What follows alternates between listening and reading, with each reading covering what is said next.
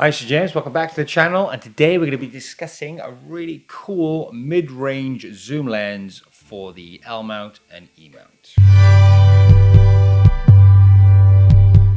So guys, this is it. This is the 28-70 f2.8 from Sigma. This is one of their contemporary lenses, and very happy to have this lens in my arsenal. That was my arsenal, not my... Yeah. Anyway, so let's discuss this lens. This lens is an alternative to the 24-70. Now, the 24-70 is a very versatile lens. Every single manufacturer has their version of a 24-70. It's part of the holy trinity of zoom lenses, which is the 16-35, the 24-70, and then the 70-200. So the kind of focal length you're getting with this zoom lens is very, very helpful in most situations for videographers and photographers. So I bought my Lumix S5 and that came with the 20-60 kit lens, and that was a very good kit lens, in all fairness. Good optics, nice and sharp, but the 20mm was nice, but I didn't really need to go that wide, and the 60mm was just too short for me. I like to get in a bit closer. Also, the f3.5 to 5.6 variable slow aperture wasn't really cutting it for me, to be honest. So when I delved into the Lumix S series of lenses looking for the 24-70, I mean, it gives you a heart attack when you look at the prices. You're talking close to £2,000 for a Panasonic 24-70, and for the Sigma Art 24-70, I think that's about £1,200 to £1,300, if I'm not mistaken. But thankfully, Sigma are really ripping up the script, and they've got their really awesome line of contemporary lenses, particularly for the L mount now, which means that you can buy affordable quality lenses for your Lumix S cameras and Leica cameras. And this is also the same for Sony, but obviously I'm shooting with L mount, so I'm going to be mainly discussing L mount. Anyway,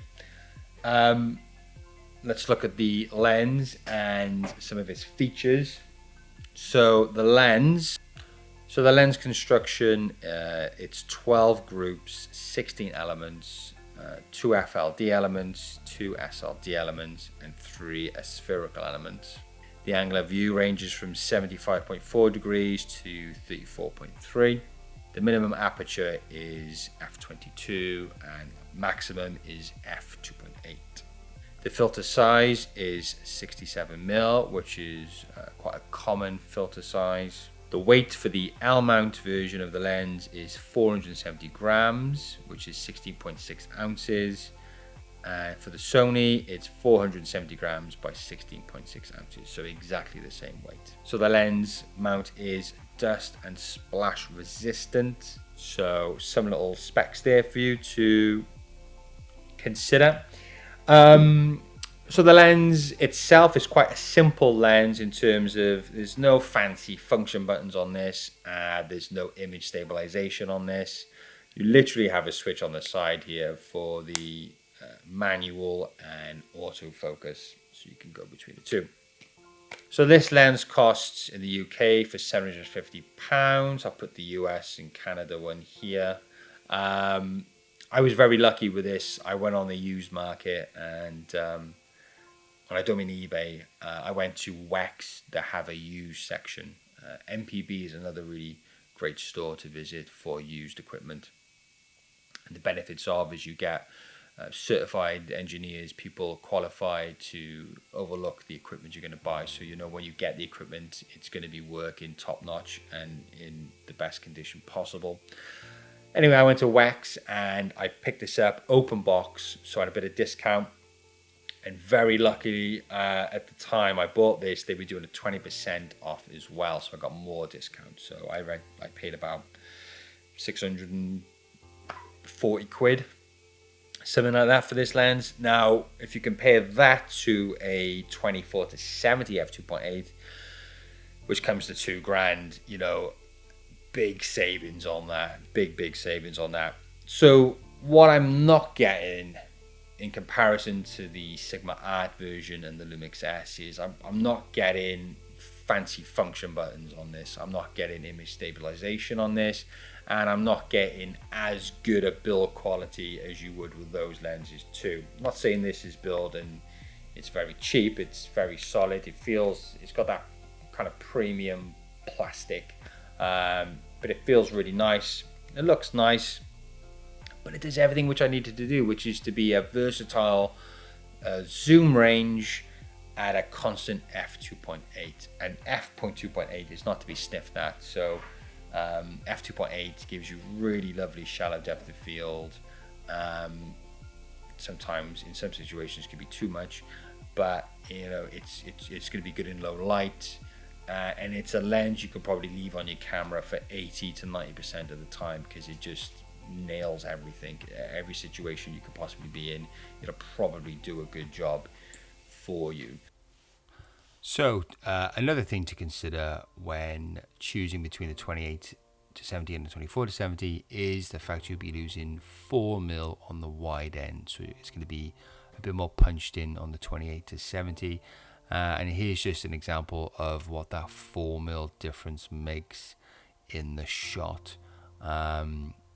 So yeah, you can weigh it up. Is this too extreme for you? Could you cope with this? Is it too punched in? Is it not too punched in? So yeah, here we go, 24mm versus 28mm. Now, I'm not a Micro Four Thirds is dead kind of guy, and what I'm about to say, I'm not trying to come across that way, because, well, I'm a Micro Four Thirds user myself, and I love Micro Four Thirds, and it has a place, and it's fantastic.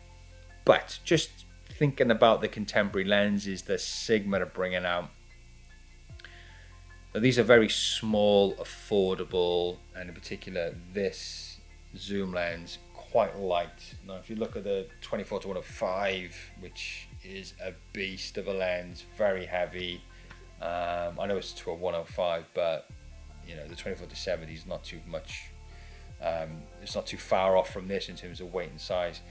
But if you just look at the two, now there's a big weight difference there. And if you could just compare it to my iPhone 7 Plus, so as you can see there, the iPhone 7 Plus is a lot taller than the zoom lens. So the point I'm trying to make is Sigma, particularly with the contemporary lenses, are bringing out small, compact, light, affordable, quality lenses for full frame. So that kind of begs the question is,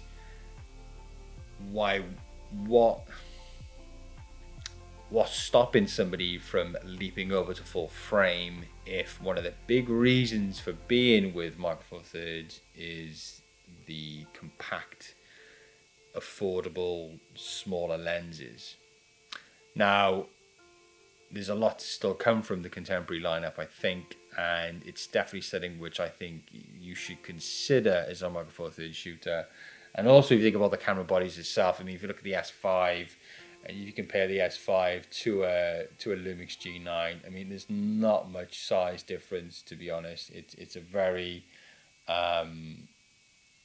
very small camera body for what it is, which is a full frame camera. So it's just food for thought there. I thought I'd put it across. It's got me thinking about Micro Four Thirds and everything else, and full frame, and the reasons why you stick with Micro Four Thirds and the reason why you go full frame. So let me know what you think in the comment section about what I'm trying to put across here, perhaps in a very clumsy way. But do the Sigma contemporary lenses give food for thought to Micro Four Thirds users in terms of small light lenses, as being a reason to stay with Micro Four Thirds, and I think they're putting a bit of a spanner in the works there. But anyway, that's the 28 to 70 f2.8 fabulous lens. Check it out if you're in need of one. Yeah, that's it from me. If you like this video, then please hit the like button and consider subscribing. Any comments, leave those in the comment section down below, and we'll see you next time. Goodbye.